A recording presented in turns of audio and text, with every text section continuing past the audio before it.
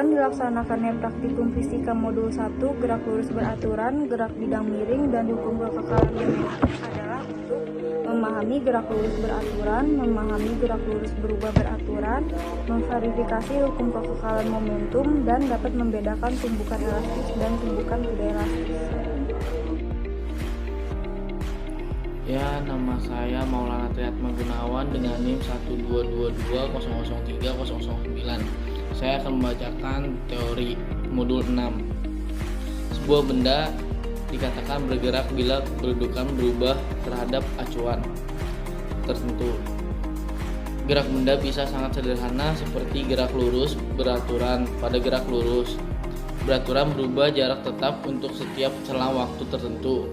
Pada percobaan kali ini kita akan mengamati gerak benda dengan perubahan jarak terhadap selang waktu tertentu tetap dan gerak benda dengan perubahan kecepatan terhadap waktu tetap. Contoh, gerak lurus berubah beraturan adalah gerak kereta yang meluncur di atas rel udara. Pada gerak lurus beraturan atau bisa disingkat GLB, lintasan yang ditembus benda berupa garis lurus dan arah geraknya selalu tetap. Oleh karena itu, perpindahan dapat kita ganti dengan jarak dan kelajuan tetap dapat kita ganti dengan kecepatan tetap. Yang dimaksud dengan kecepatan tetap adalah benda yang menempuh jarak yang sama pada selang waktu yang sama.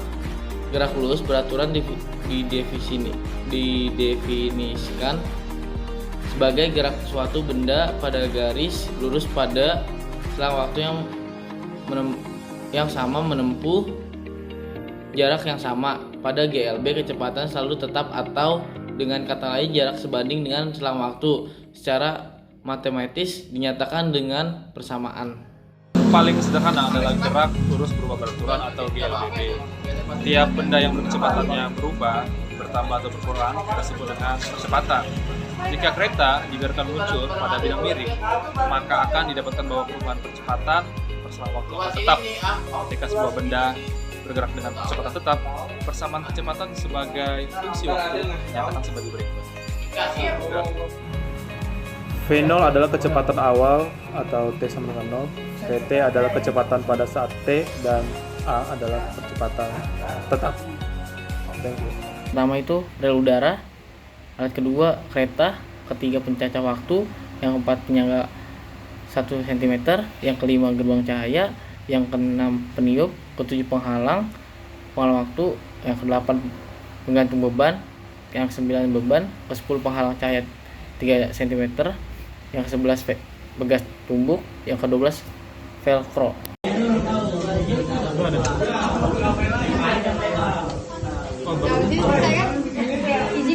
Tiga.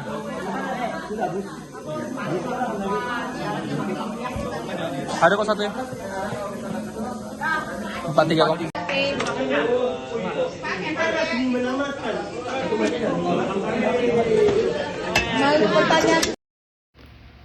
Jarak X 0,3 dengan selisih 15,6, yang kedua 11,4, yang ketiga 10,7.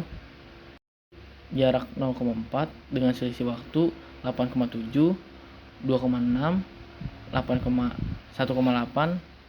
Lalu dengan jarak 0,5 dengan selisih 2,4, 2,5, 2,5.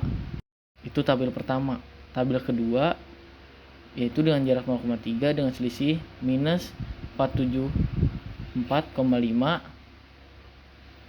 lalu 502,8, 342,5 dengan jarak 3, lalu dengan jarak 0,4 minus 428,6 minus 581,7 minus 504,6, lalu dengan jarak 0,5 minus 698,7 minus 512,9 minus 565,9. Lalu dengan tabel 3 dengan jarak 0,025 minus 257,4, 957, 6,5 lalu dengan jarak 0,05, 10,27, minus 566,6, minus 562,81. Lalu tabel 4 dengan jarak 0,025, 85,27, 11,4,43, 99,79. Lalu dengan jarak 0,05, 94,88, 87,34, 84,21. Pertanyaan yang pertama, dapatkah hasil percobaan yang diperoleh menunjukkan bahwa hukum kekekalan momentum berlaku? Ya, berlaku. Kenapa?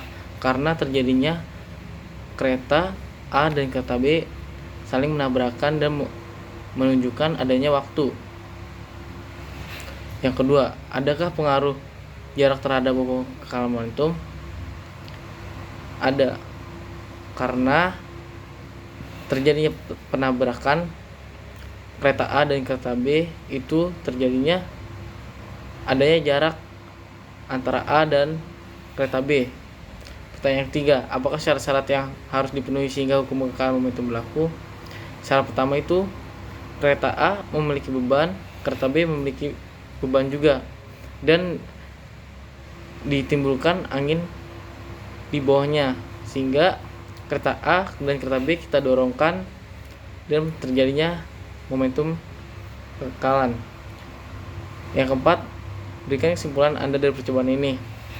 Kesimpulan saya yaitu adanya terjadi kereta A dan kereta B menabrakkan satu sama lain, itu menimbulkan waktu di gerbang cahaya. Yang kelima, faktor-faktor apakah yang dapat mempengaruhi berlakunya hukum kekekalan momentum pada sebuah tumbukan? Yaitu faktor-faktornya terjadinya ada gesekan antara kereta A dan kereta B itu saling menabrakkan dan terjadinya adanya waktu di gerbang cahaya di alat Vicro. Kesimpulan dari percobaan itu kereta A memiliki waktu yang berbeda dengan kereta B setelah ditabrakkan di keduanya di pertengahan tengah-tengah antara gerbang cahaya A dan gerbang cahaya B.